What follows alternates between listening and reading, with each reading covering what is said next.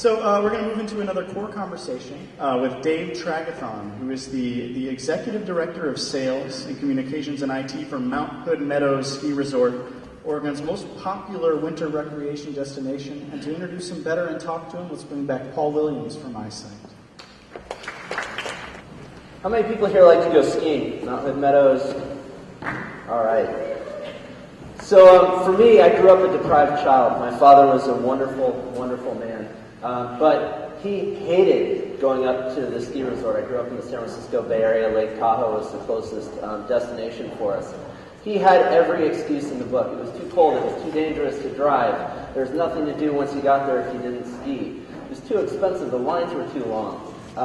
It was miserable overall. So what makes a kid want to do something more than anything is when your parents tell you you can't. So 20 years later, I moved to Portland, Oregon, and I should say 20 years ago I moved up to Portland and became familiar with the ski slopes with my clumsy snowboard and my boots on the wrong feet to start, gliding down the hills or tumbling down the hills of Mount Hood Meadows and Timberline and Ski Bowl, and just fell in love with the idea of snowboarding. But the lines were long, the parking lots were a nightmare to navigate. It was not the best experience. So Dave Tragethon, who's been a client of ours since 2008 and uses Sitecore to power their digital experience, arrived about 18 years ago. And he is a mentor and real partner for us at Eyesight. His brain works equally between marketing and customer experience and technology. He's able to pick up new concepts like mobile or the back end of a content management system overnight. And at the same time, translate that technology to the cultural change necessary for the organization to adopt it, as well as the marketing concepts to make the customer experience truly amazing. When you think about him having sales, marketing, and IT, that's a hat most people don't get to wear. And so he has over those 18 years created one of the most amazing experiences as I've now had to ski in many places throughout the country. Where else do you find a concierge waiting for you in a ski resort, not just a hotel? Where do you find a place where you don't have to buy a water bottle? Everything's set up so easy to bring your own water bottle and fill it with wonderful water fresh from the mountain. And he's brought and pioneered a lot of the green tactics to the guest experience. So I'm really excited to welcome Dave Tragethon to tell his story about how he's helped make Mount Hood Meadows, in my opinion, the absolute best ski destination in the country.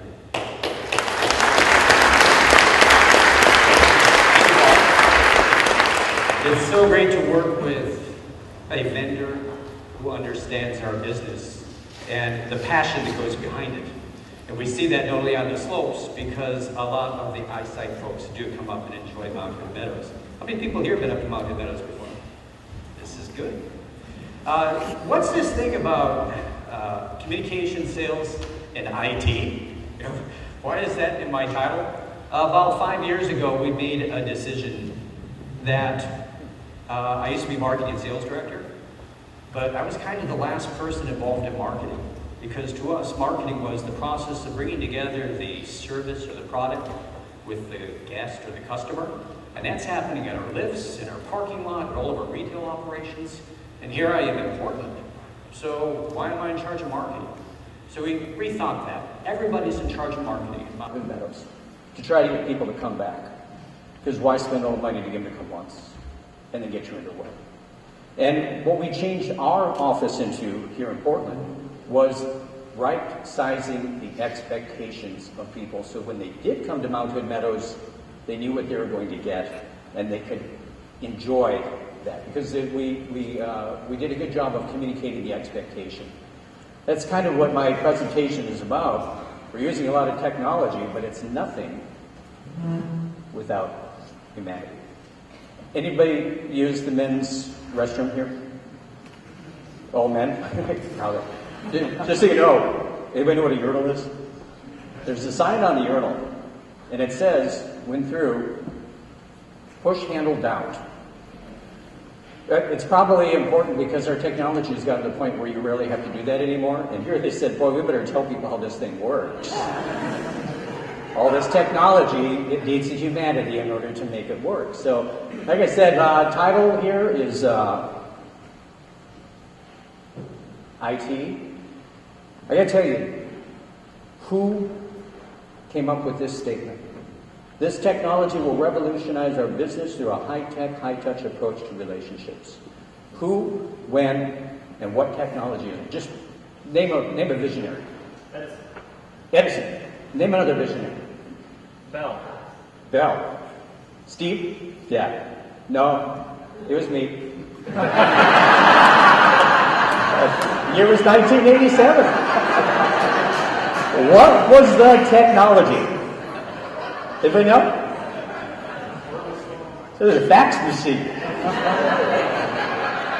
Has anybody here heard anybody ever say, how did we ever do business without a fax machine? Have you ever said that? A lot of people, I did. It's like, wow, this is great. You know why? Because at that time, when I was at Monarch Ski Resort in Colorado, we didn't have a direct relationship with our guests. The skiers wanted to come to the mountain. We had no way to talk to them. We'd get our conditions out to the radio stations, to the newspapers, to the TV stations, to the bureaus, anything we could do to put that out once a day. Here's what you can expect if you come up to Monarch today. We couldn't dialogue back and forth with our guests, but this was going to make it real easy for us. And by the way, you know when the patent for the fax machine was? So this is 1987, maybe in the 70s, in the 60s? It was in the 60s, the 1860s. That was the original fax machine. The patent was filed 1864, 3 years before the phone. Why did it take 100 years for it to catch on? Why weren't we just faxing like crazy at the turn of the century? Because we had the phone, and we want to talk to each other. We don't want to fax something back and forth. Technology is nothing without humanity. Let's take you up to when I first got to Mount Hood Meadows. Tragethon, 100,000 snow phone calls a month coming into our snow phone. 227 snow. It's the same phone number as today.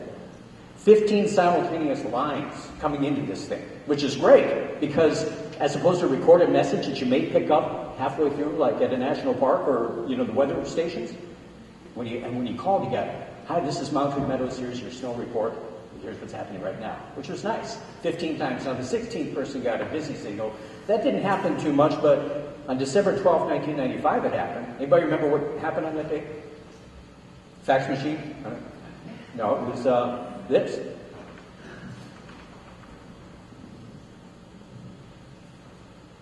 No, technology is nothing without humanity.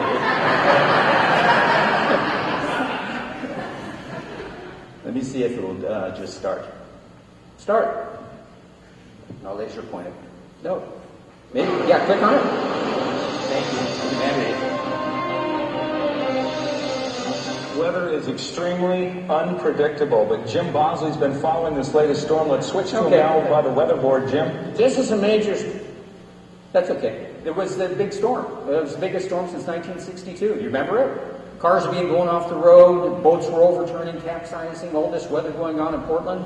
It was the BP, the roof fell off, blew off the BP. Trees falling over. Guess what happened at our snow phone? People were calling. You know what they wanted to know? How much snow are you getting? We had 20 inches of snow up on the mountain. That's what they wanted to know. Their house could have been gone. They wanted to know how much snow, whether it was... But the Tragethon was an electronic device and it plugged into the wall. And what happened to the power that day in downtown Portland? Gone. But telephones run off their own power system. And the phones kept ringing, and we couldn't get this great information out to them. We had 20 inches of snow. So we thought, we'll just plug in one of our phones, and we started answering. Hi, Mount Hood Meadows. Yeah, we got a lot of snow. Oh, it's wonderful up there. Yeah, you get it. Yeah, and now the next phone's ringing next phone. There were three of us trying to handle this. We thought the best thing to do, we'll write a script, and we'll pretend like we're the answering machine. Because we can say what we need to really quick and then hang up and get to the next one, right? So it's great. Phone rings. You've reached Mount Hood Meadows snow phone. We have 20 inches of fresh powder at Mount Hood Meadows, and it's still coming down. And you hear the person go, wow, that's awesome. We go, yes, it is awesome. You should tell all your friends and come up tomorrow. Yeah, I know Billy. We can drive. Yes, take Billy's car, make sure he brings his chains. Is this a snow phone? Thank you for calling Mount Hood Meadows. And then we had the first really interactive snow phone ever in the history of technology is nothing without humanity. So let's go up to 2003. Anybody here ever get a 4x4? 4x4? 4x4? Yay! Good. Okay, so how many season passes did we have before 2003? Let me ask this. Who could afford to put 900 people onto your sales force right now? Anybody here afford that? We had 900 season pass holders. The cost of a season pass was $1,100 each. We didn't want to monkey with it because that was $1 million worth of advance revenues that we're getting to lead into the season. So it's like, should we do something with it? 2003, we decided to do it because we had the technology to do it. We created the 4x4. 4 people buy their pass together at $400 each. We created it on our website. We linked the website to our sales platform. One organizer would put their name, email address in there, and then invite 3 others. The system would invite the other 3 others. They would put their information in. When everybody had purchased, the order would go through. They'd be notified by our email that you are ready to pick up your pass. Anybody have a guess how many we sold that year? 5,000. Technology was crucial in being able to do that, but took the human power of peer pressure to get everybody excited. That was 2003. Now we go to 2008, rebranding effort. We thank our partners here at ISAC for bringing us up to date to that. So on the front of the page, completely new look for our website. We had websites since the first year that Flash was out. We had 1999 going to 2000 in an animated way for celebrating New Year's. That's how far back we went with Flash. But we didn't put any Flash on this because you couldn't see it on an iPhone. And the very first view I got of our website when we designed it was on an iPhone. This was 2008. Season passes on sale now, by the way. Everybody, skigood.com.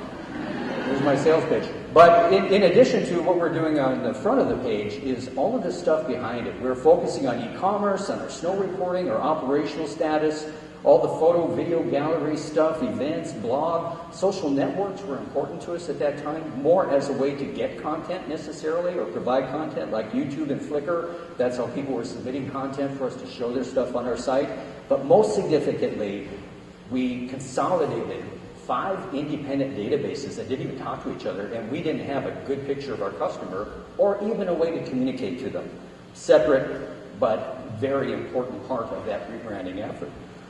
Now let me go to 2008. We started connecting through the website, and then connecting through emails. We have an online point-of-sale purchase. We capture that information. They get an email confirmation. They arrive at our lifts. We're going to find out about this in our presentation here. And we recognize when they're at the mountain. We send them an email survey, a thank you. That's how we get our NPS scores. Then we invite them to subscribe to the e-news. And then we send them some special offers. And then they start the process all over again. This is our relationship with our guest, which is a great relationship. But unfortunately, it's somewhat of a closed circle there. And if you start losing people out of it, they get old, they move away. That eventually is going to wind itself down to the point where we'll have no more guests. So what we really need to go, and probably what we're going to be talking about here shortly, is we need to socialize this. We can have all the great relationships one-on-one with our guests that we want, but what we want them to do is we want them to tell their friends how great we are. Not us, who's going to believe me. By the way, we're really great. So these are a couple of posts that we put out there Tuesday. We got snow up on Mount Hood. This is our Facebook page. Top of Vistacam. This is a picture of a bunch of rocks with a trace of snow over the top of it, right? Can't read it here, but we had 1,310 likes in 10 minutes. We had, 69 comments. People go, woohoo, this is coming up. We had 306 or 106 shares. People just sharing that with other people, which is great. And the picture next to it was our camera at the top of Cascade, which had snow in front of it. It could have been me just holding my hand in front of it and taking a picture, but that also was very, very well received. By the way, you know what? We put pictures on our Facebook page. Other people put pictures on our Facebook page, and it's beauty, and it's nature, and it's trees, and it's mountain, and it's people skiing, having fun. You know what the most popular picture ever taken and posted on our Facebook page was? Pile of snow on a picnic table. 20 inches of snow. 10,624 people saw that post in a matter of about 10 minutes. 320 people shared it.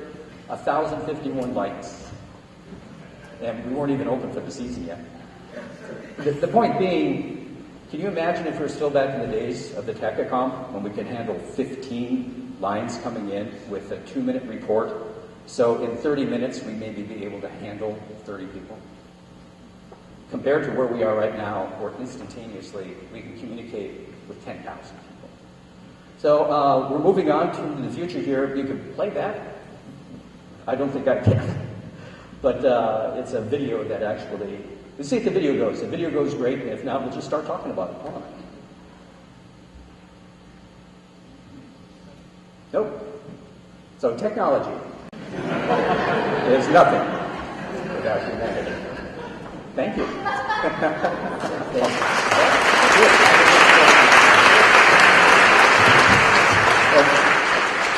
Don't worry, we're not done yet. Test, can you hear me? Perfect. Okay. So Dave, one of the things that came to mind when I thought about Mount Hood Meadows is the 28,000 fans you built on Facebook, which for a ski resort is pretty impressive. It gives you a lot of great insights and you're very active on Facebook and Twitter. As you're evolving the customer experience, take us inside of your planning sessions and the way that you use social media to help identify the opportunities to deliver more delight each year. You know, we may have been an early adopter of Facebook because our social media specialist at that time had just come from college and was using Facebook when it was a college-only platform. And she said, this is something that we should be using. And it's all organic growth.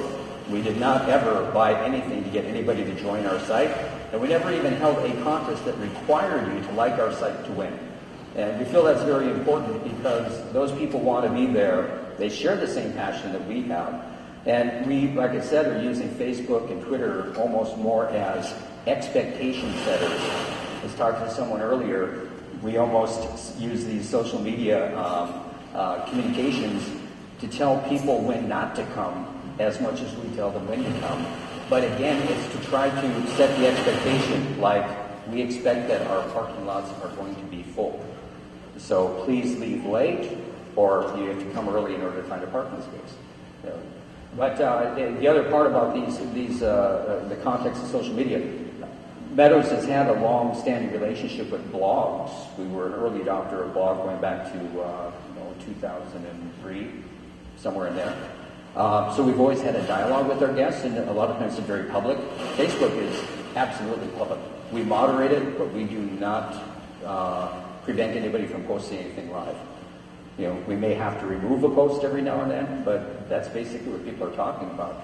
And our managers and directors are tuned in too, particularly our food services department. They take very, very dearly what people are talking about socially. So. Thank you, Dave. I'd love to hear a little bit more about the process for improving that guest experience. The RFID gates are the latest technological advances here, and something that will allow you to create new products, new experiences, new social connections. The culture of getting your team ready for it, the understanding of where it fits into the context of the guest experience. Give us a view into that. It's been 15 years that we've been studying putting these gates in place. Other systems in North America, other resorts, we opted to go with a European company. They've been using there for 2 decades, and we feel very comfortable about the technology. The gate itself is like a really large scanner or credit card machine. My IT director hates when I refer to these things that cost $35,000 a piece as a really big credit card machine, but in effect that's what they do. Our hope is that within 2 years you won't even notice the gates. You wear your RFID pass in your jacket, you slide up to the gate, it recognizes you, it logs that you're there, it verifies your access, it drops the bar, and you sneak through and get on the lift. And we still have the human experience queuing people up as well as putting people on the lift.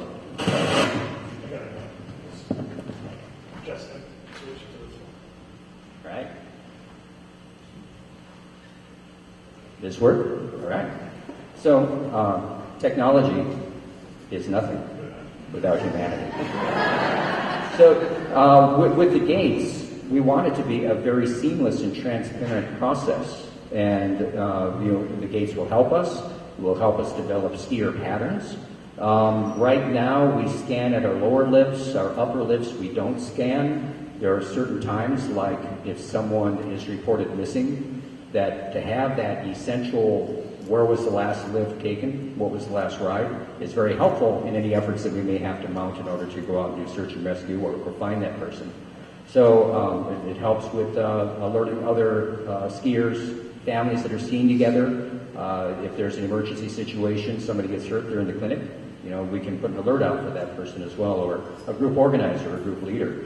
But ultimately, these gates are going to be something that the data is also going to be very transparent to each of the users. They'll be able to log into our website, pull up their use, they'll be able to go back to every single day, see every single lift that they rode, and even map it out in a visual graph of their day at Mountain Meadows, ultimately their season at Mountain Meadows. And since these are sustainable, the RFID pass that you received this year, you'll be able to use at Mountain Meadows as long as we have RFID gates. We're talking about lifetime value and lifetime relationship with our guests. So that's the direction that we're going with. Thank you. The next question, going back to my father who hated going up to ski resorts. Mount Hood Meadows has done a phenomenal job overhauling the experience. I have a 4-year-old son, and it's a pleasure to bring him up to the ski school in his first year. He believed with a smile on his face. It was easy. It was simple to get through the rental experience. How did you do that? How did you start with something that was so complicated and turn it into a delightful experience? There's a couple of things there, and thank you for calling the rental shop experience delightful, which is great. We've made the commitment to the space that's necessary first and foremost, but also last year we extended our RTP, which is our ski area operational system, and purchased the resort rental module. It's an inventory system, inventory control system, as well as a payment system, and it allowed people to go online in advance, make their reservation, and fill out their paperwork, and bring that paperwork in. And in essence, they are now presenting a voucher at the point of sale, and the paperwork and the processing has largely been done. I say largely because with the ski resort, getting releases and those different types of things are critically important and time-consuming, but if we can get most of that done in advance through the email packet that someone gets with their confirmation, as well as some additional expectation setting, when to arrive, where to go, that works really well. With our consecutive week programs, a program that we call Snow Blasters, we've really systematically broken that system down so mom and dad can take care of it and do it quietly in their own time at midnight or at the end of the day, whenever they have time to get this done. And that too has systematically provided all of the paperwork they need to have in advance. So the arrival day is much more of a will call experience. Everything is already in place. If they rented equipment, then we have to go to the rental shop. We have the rental equipment for that child already in our Snow Blaster room, set and spec'd for them to step into, adjust, and go out into their lesson. So it is, in the past, we could have 300 kids arrive in our Snow Blasters in one day. Try to take that many kids, get them ready to go out in the snow and make a 10 o'clock lesson. So and part of it is we're forced to do it. We have to do this, otherwise we'd have kids in the rental shop till 1 o'clock in the afternoon. So. Tell me a little bit about the Kennedy School planning sessions that you do. And each year, Mount Hood Meadows gathers together and they think strategically about how the guest experience will evolve, and great ideas like the elimination of water bottles, for example, come out of that. Talk to me a little bit about the culture of innovation and change at Mount Hood Meadows and how you've helped nurture your team along this continuous improvement experience. Sure. Part of this is a result of one of our very strong leaders who was at Meadows for as long as I was there, went to Telluride. And to a certain extent, that was a leadership void and an opportunity. So we invited our entire director staff and created an executive team to lead the leadership. And the very first year that we had the opportunity to do that, we invited Eyesight to come in, and we involved our directors in helping to choose kind of the persona, the theme, what did we want our website to look like? And you kind of gave us 3 brands of hot sauce: mild, medium, and wild. And our directors didn't like the mild and the wild, but the medium seemed to fit. And then that started a branding session of what do we want Mountain Meadows to be known for? And after we talked about fun and exciting and, you know, outdoors and nature and recreation and all this, it came down to consistency. Our operational team felt that the most important thing that we could provide to our guests was consistency. So that when we said we were going to open the lift at this time, we'd open the lift at that time. That started an 8:55 initiative that first year to get every lift open at 8:55, 5 minutes before 9 o'clock advertised time. And it also started our full-time MCOM department, people that were hired to do nothing but keep the website updated from a condition standpoint, from an operational standpoint, from a parking lot status standpoint, and send out these updates as things changed to the minute, sometimes several times in a half hour as snow conditions change. Compare that to the old days when we used to record once on the snow phone for the day, and that was your snow report for the entire day. So this consistency message built on we need to communicate the expectation better. We use technology to do it because one person can't tell potentially 10,000 people coming up that day, and use the technology to help support that. Thank you, Dave. I'd like to see if you have any questions out in the audience for Dave. Back here. Okay. So I was wondering, you said that you took your marketing department and made it an essential function of everyone's job. Was that hard culturally? I know in some companies it can be very difficult to accept that everyone needs to do part-time. Yeah. No, because about 2004, 2005, we started a hospitality training program that became frontline level, and it was to prepare all of our employees to be able to be prepared for delivering the expectation, the service, the experience expectations that our guests had. And it was really only recognizing what was already happening. You know, our reputation was based on the last contact that someone had with one of our employees. The skiing could be great, and hopefully that's what everybody's talking about, the water cooler. You know, it's the terrain, being out there, having fun. That's what makes Mount Hood Meadows what it is. Let's just get out of the way of that. In fact, let's facilitate that. Let's share the stoke, you know, our core values, which then turned into the next year's director session. Passion was number one on the list. Passion for what it is that we do, and passion for sharing it with each other and with our guests. Integrity. We want people to not even have to think about this, everything that's involved in getting a lift to operate. You know, wellness. That's a big part of what we do up there, and we've always had a service value, and then sustainability. You know, talking about waterless urinals. You don't even have to push a handle on ours, and they're waterless. They saved 268,000 gallons of water, you know, this last season. So we are. It goes back to David's presentation this morning. You know, these are core values for us that we believe we share with our guests. And that makes it a lot easier, you know, to communicate that to our staff and on to our guests. Another question? Okay. Dave, talk to me a little bit about the Concierge Justice mission and the way that you pivoted from skier services to concierge, and how perhaps technology has helped empower the concierge to do a great guest experience. In the past, concierge used to be basically the complaint department first and foremost, and it still is. You know, when people have a problem or an issue, that's where you can go to. But we turned that around a while ago, and we didn't look at people who were coming here that they had this issue or this problem or something had gone wrong. We looked at it as an opportunity that we can make something right. And so it's also a point of sale. It's also where a lot of activity happens. It's also lost and found. But we took that philosophy and extended it beyond the concierge. So right now, if you're on the lift, and the lift does stop, and it stops for 15 minutes or more, we have service packs so that we're actually issuing either hot beverage chips, vouchers, sometimes even tickets to people at the very top of that lift. You know, saying, sorry, this is unanticipated, this is not the expectation, you know, we're sorry that this happened. Explain to people why it happened. And then when they leave, they're not thinking about the 15 minutes that they sat on that lift. It's a lot easier for them to get behind it, you know, and get over it. So that concierge thought of what goes on to concierge is really pushed out to all aspects of our operation. Other questions? Okay. Next thing I'd love to hear about is business intelligence. Big data is one of the book collections I believe we have in the Nerd Pack.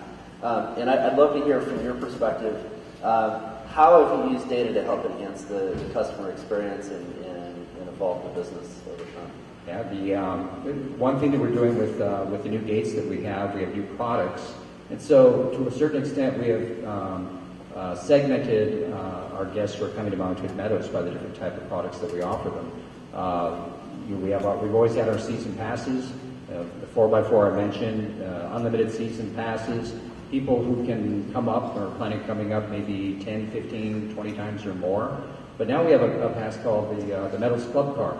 It's $99. You come up your first time, it's free. You get discounts on peak and off peak, and then every fifth time is free. So you could literally come up just 3 times and pay for that pass, find value in it, and we're trying to get you to come up a 4th time, a 5th time. The business intelligence that we get from this is amazing because we have an exchange upon every use. When a season pass holder comes up and they're recognized at the lift, we will send to them an email, thank you, and a quality survey. No more than once every 6 weeks. So if you come up 5 times a week, you're not going to get the survey 5 times. And we use that information and we compile it on a department by department level, and then we incorporate that into our reviews. Our executive directors talk to their directors about it and actually use their NPS rating as a way to evaluate how successful they were each season. So it's coming right from the guest, unabashed. You know, they receive it within a day or 2 of their visit. This next year will be the day after the visit by email, at a time when they still can recall their experience and give us what we feel is a very, very realistic and critical evaluation of our operation. So, and we do use it. We use it to make improvements. The number one reason why we're going with our RFID gates is because our number one customer complaint at Mountain Meadows is having to show my pass every time I get on a lift. And we're going to solve that this year. You wear your coat. It's a wireless technology. You never have to show it. And we're looking forward to the day when there will be some other number one complaint at Mountain Meadows other than having to show my pass every single time I get on the lift. Thank you, Dave. Any other questions? Right here.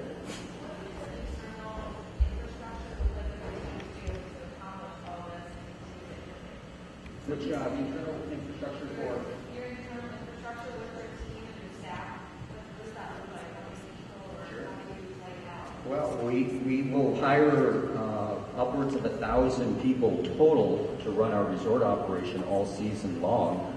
We have an executive director team of 5 individuals who report to basically the general manager and majority shareholder of the company, Matthew Drake. And then we have a team of about another 10 directors, and our management staff is close to 40 to 50 individuals from the manager level and above. Each department's a little bit different. You know, food services has a large department, lift operations has a large department. Our marketing, our sales and communications department has about 12 people in it during the height of the season. And the biggest growth of a department at Mountain Meadows over the last 3 years has been IT. When we first met with Eyesight back in 2008, we had 1 year-round IT manager, and he had a part-time person that came in during the ski season. We now have promoted him to director of IT, Paul Thompson, and he is the brains behind making all this work, making all the data connect with everything else that we need to have. He has a sound business mind. He knows how to present this information so our managers can use it to manage the data behind it. But he has a systems manager, Abe, and then we have an RTP administrator and a hardware coordinator, basically. And they are all 4 full-time, year-round positions. So, you know, where has the growth been in our company? It's been in IT. And how does that relate to what we're doing in our sales and communications? Directly related. We use IT to communicate with our guests, communicate the expectations, you know, and then our people fulfill those expectations. That leads to sales and long-term commitments. One of the visionary things that Dave did in 2008 to extend the amount of influence he had on the digital experience As he came to us with an Android phone, he said, I want to make sure it works on this. I said, no problem. Web templates will show up just fine on the Android phone. No, that's not good enough. What I need is the interface to the website for updating it to actually work on the Android phone. And this was pretty new for Sitecore in 2008. And so we worked with them. And the reason was the people who had contact with the customers needed to be able to communicate transparently and update the website as soon as they had information. So if somebody's driving from Portland up to government camp, and the website says the weather's good or the snow conditions are great, and all of a sudden fog came in, they're going to be upset. And so Dave really wanted to be able to get the connection from the people who are closest to the experience on the mountain live to the website. And I thought that was a really great use of mobile technology in early time. We have time for one more question. And I've got a closing one if nobody else does. Step right into mobile. So Dave, I don't have personally, unfortunately, yet, but maybe I can tweet it, and Ruby will give me the goggles with the Bill's hopefully still here, but the goggles with the heads-up display. I mean, there's some amazing things that are happening with the helmet cams and everything. Where do you see mobile going for Mount Hood Meadows, and what are some of the things on your roadmap? We do believe that the mobile applications are going to be the way of the future as people become less. As they have less access to their laptops and to their desks, they're not going to be tied to them anymore. But at Mount Hood Meadows itself, a phone isn't a real convenient thing. It's packed in. You got gloves on. It's not like, well, where am I going to go next? It's the batteries. They don't do too well in cold weather. You don't want to have your entire day run out of battery at 10 o'clock in the morning. Then what? So I see that's really going to be more of an opportunity and more meaningful for people when they're away from the resort than when they're at the resort, and that is preparing. I've already talked about it. What are the parking lots like? What are the conditions? We update the conditions at first before 5 a.m. We do another update by 7:30. We do another one at 9 a.m. Where in the old days we used to just do it once in the morning, so people are constantly getting this information. It's also great for sharing, and where we want to go with mobile is how can you enjoy your day, document it, and share it with others. We want that phone to be the Monday morning water cooler of the past. What'd you do this weekend? Instead of me at the water cooler, it's like, this is what I did this week, and in fact, this is what I'm doing now. And so it's more of using that technology for people to get the information they want and then share it with others. It really is an all about you experience, not about us. Thank you very much, Dave. Great conversation.